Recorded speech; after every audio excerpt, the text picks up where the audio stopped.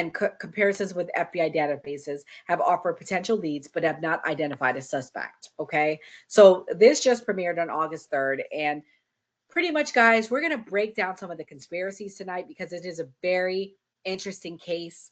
Very, very interesting. Guys, if you're watching, please hit the like button.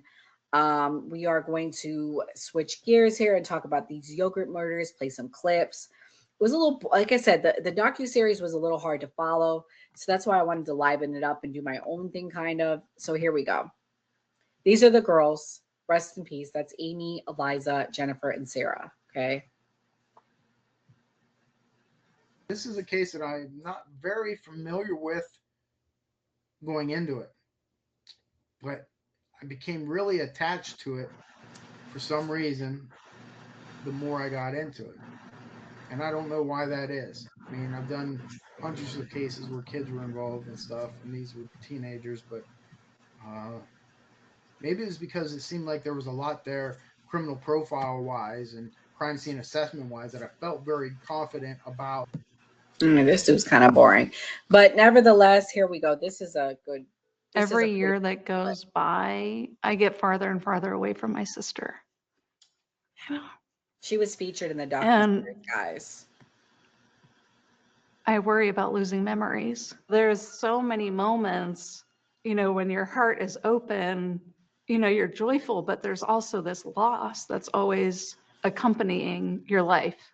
There is a kind of torture that continues by the fact that it's unsolved and it's ongoing. Oh, so that's really sad. Her sister, she just described how depressed her parents were. I can only imagine. So, guys, let's talk about some conspiracy theories here. So, pretty much the first conspiracy theory is that this was a money laundering and insurance fraud cover up.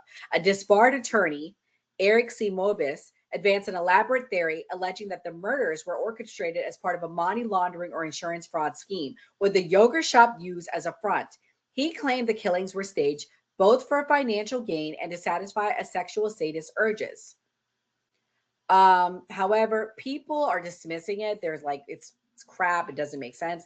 I mean, for me, the money laundering can make sense here. I mean, because who stands to gain from a burnt down shop but the owners? Maybe they got it on the wrong night. Maybe they weren't expecting four girls there. Maybe they were just expecting to tie them up. Maybe something went wrong. I don't know, but it is an interesting theory because 30 30 something years later, we have no theories.